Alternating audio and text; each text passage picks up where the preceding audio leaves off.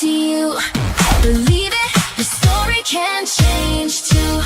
So earlier I was mentioning that it was pre-show actually to the guys a little bit of how the sausage is made. Is we do a lot of research and going through obviously you have quite the story, stories plural. I mean, there's a lot.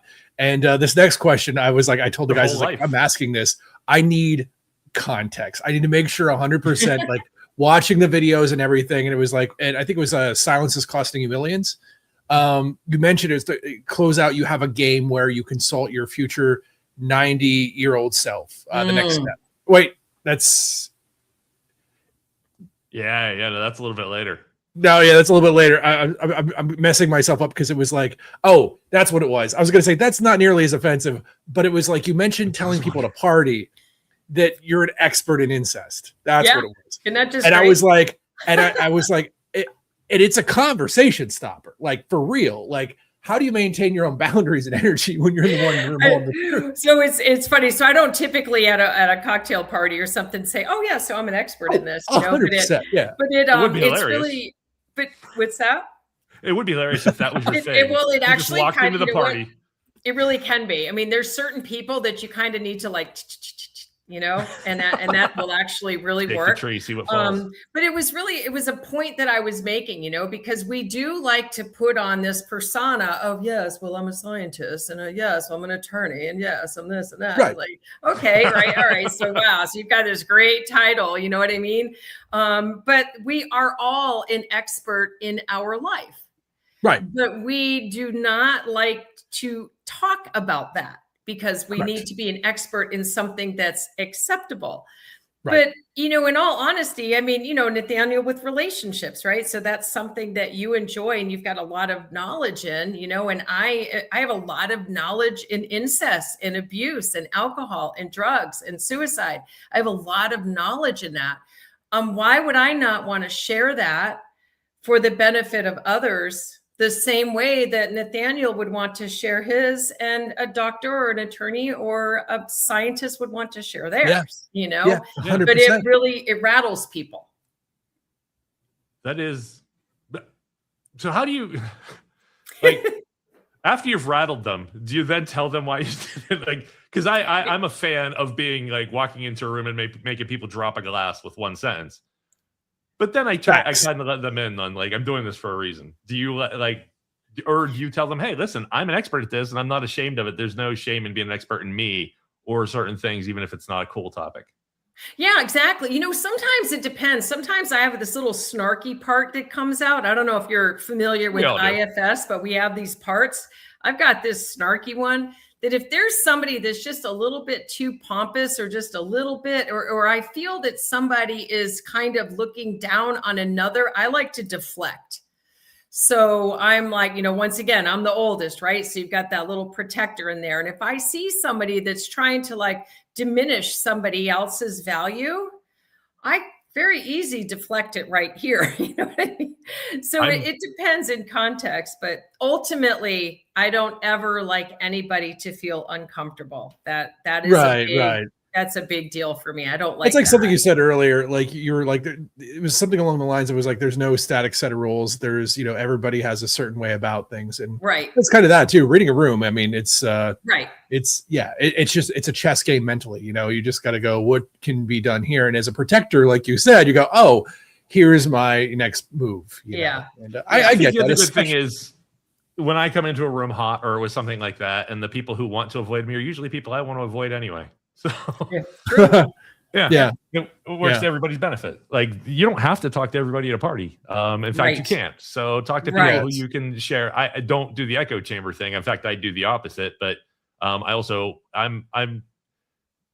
am always going to be me. I'm sure you're always you. You could not have written this book. You couldn't answer these questions. You couldn't say the words you've said for all these years without being as honest as you are.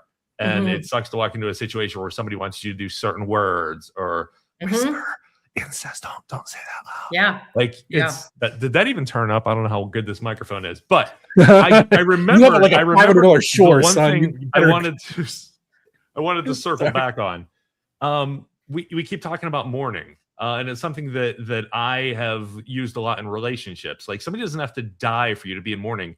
What Right. mourning is a change you didn't want to happen, which Yeah. happens every day almost. So like, we're always in some stage of mourning, usually about something little. And we could do, like, as we know, the stages of grief aren't in order or even all at the same time. You could have one. So, I wanted a red cherry jelly bean, but instead you got a green one, and you have to deal with it. Like, oh, that sucks. That's a level of mourning. It's microscopic. It doesn't mean anything. Yeah. But like, you were going through mourning. People who put their child up for adoption experience different types of mourning. Mhm. And I think it's just amazing that we keep circling around this topic. And also, part of your philosophy is, hey, we're all gonna die. Yeah. So like, I think it all ties in together. Like, this is mourning, but you also recognize that, like, hey, somebody will be mourning me someday. But at least, and I want to tie this into a philosophy I have. If people are going to hate me, they're going to hate the real me. I'm not going to be the person that's putting on a show or saying the right things because they want to hear it. So that's why I really appreciate you and what you're doing here. Yeah. Sorry if that seems rambling thank you. and all over the place, but I wanted to get my thought back in. Sorry. Yeah, I mean, you know what I think? I think that's so important too, because we're taught. It's so interesting. If you look at a child, right? And I think it's so important that we do dive back into that 5-year-old child and just kind of relive that, joie de vivre that we all had. Like, we just loved, we didn't have the fears. We didn't have the biases. We just loved and we just played. Everything was fun, and as you're moving through life, you're just squished down and down and down and down. And then we take on these roles. These are like the labels, right? These are the roles that we must have. It's like when you go to a funeral, the role must be sadness and solemn. I'm sorry for your loss. But why can't the role be different than that? Why can't the role be, hey, you know what? I just loved you so much while you were still here that I actually picked up the phone and called you every once in a while, instead of it's been 10 years and I'm sorry that you're dead. You know what I mean? It's just really funny. We put on that role though, but we don't have to do all of those things. I mean, it's funny. We can choose to mourn, or we can choose to have gratitude, or we can choose other options as well. Yeah. They're all our choices. We all are where we are because we choose to be. That was something I was going to ask you, because going through this, you probably got asked a million times, what's the one piece of advice that you know what I mean? That's such a trope. And hearing like just how raw you are with that and your brutal honesty, it's like, I want to ask you the antithesis is like, what are people getting wrong, you think? Like, what is the one thing that people say to do? What do you think they're just consistently getting it wrong? I think probably I would say the root of it is that they have way too many things here and they're not going here, which is where all the answers are. Okay. So I don't think that people are getting things wrong, so to speak. I think that they have never learned or have forgotten. They have learned because they came this way. Our answers are right in our core. And when we stop with this outside noise and we get really quiet with ourselves, we can feel, we can think, we have all the answers. So it's really just starting from that place of, wow, you know what? I am in here and this is good. Right. And there's more. It starts small like that. It doesn't start where, okay, so you must get a therapist, then you must, none of that shit's going to work like that until you can start to get the noise. And I mean, that was a really difficult part for me because once again, resources were very slim. I would have loved to plugged into podcasts and different things to try to get help. But it was very hard for me to go in here because I hated me so deeply that I literally had to retrain myself to actually let that in. And that was extremely difficult, very, very hard. Self-talk is very hard, but it's so very necessary because if we don't do that, we're just taking in all of these outside words and we're just ingraining them into us. You're stupid. You're this, you're that. Yes, I am. I was so incredibly negative that I would always, I'm just stupid. I'm just an idiot. I'm so stupid. I told myself that over and over and over. And then I apologized to everybody for anything that happened. Something on the other room of a restaurant would happen. And I'd say, I'm so sorry. Yeah. Yeah.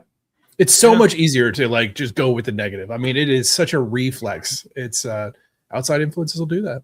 Sorry, Daniel.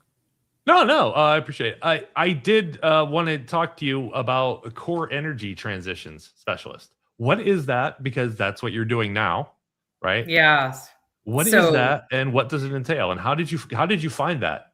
Yeah, such a cool. Here's the universe with the magic again, right? So there's all this really cool stuff happens. So it was we had a really bad hurricane down here in 22, and it was right after Wesley and I bought our first house, and I literally just completely needed to get out of this weird energy that was happening in Florida. So we went up to North Carolina and got a cabin. And in early 2024, I rented the cabin for us for, we'd go once or twice a month or so for a few days and then drive back to Florida. But that was like our place. And I said, I'm going to write my book. I'm going to write my book, and I am going to get support for that. So I'm going to get a trauma therapist because I need somebody on deck as I'm doing a deep dive. I got to have a life preserver next to me, and I'm going to hire a coach, because I want to find somebody to help me transition, real estate business into book writing, author, speaker. So I start interviewing coaches, and I run across one that says, well, I'm a core energy coach. And I was like, so intrigued, right? I love energy and anything about that. So I took a look at where she got her certification, and I was like, oh yeah, I'm going to go a step above that, and I'm going to become that. So I took that course at the same year I wrote my book. And what I learned about core energy is all stuff that we know. We just don't realize it, but we show up energetically based on our past experiences, how we view the world, our current experiences. And there's different levels of energy, how people show up. So I'll give you a quick example. If we were all sitting around a table and I dumped a glass of red wine, all of us are going to have a different reaction to that red wine spill. It's going to be and the energy levels are going to all be different because, once again, past performance, experiences, whatever have you. And that's oversimplifying. You'll apologize. It's really so exactly. Some people will freak out. What's that? It's going to ruin the floor. It's going to ruin the table, right? Yep. So what happened when you were 7 and you spilled something? So, it's a very simple way of looking at a very complex theory, but it really is incredible. And it's been such an asset to me, not only in my business, but in my personal relationships and in myself.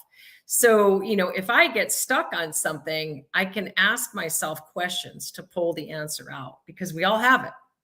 We all have it. We all have the answers. We just need the right questions to bring that out. So that was just such an amazing gift that only happened because I was seeking the tools to help me write the book, And you found more tools. I love it. Yeah.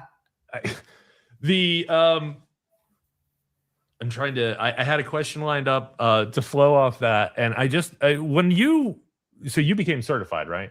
Yes. And so do you teach others now, or do you use that just personally? How do you use that certification? And I've does it got help workshops. you in the real estate? I use it in workshops. So I didn't get that certification to do a one-on-one coaching business. I did it it helps me with speaking. It helps me with, talking to people. It helps me, I can do workshops on it. So that's definitely beneficial for people. I love to train realtors, very beneficial in that as well. So there's just everything, even just talking to my grandson. I mean, some simple concept like, you have a bubble. This is your energy bubble, dude. And he's 4. You control the energy bubble. So when you wake up in the morning, you want your bubble to be cranky and angry, he can be.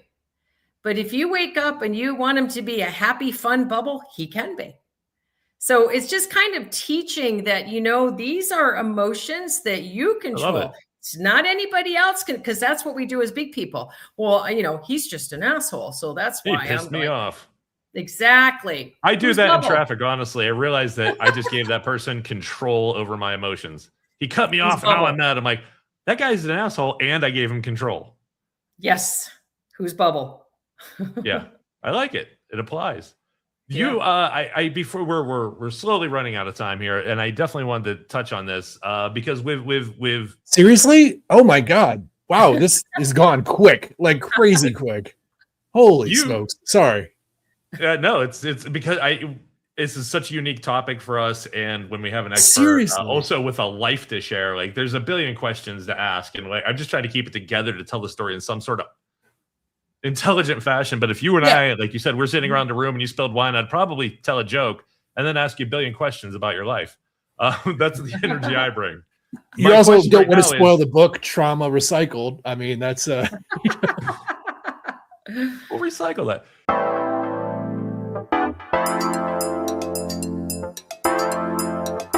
Have a great one. Thank you, everybody. Have a wonderful night. Be safe out there. Treat each other well.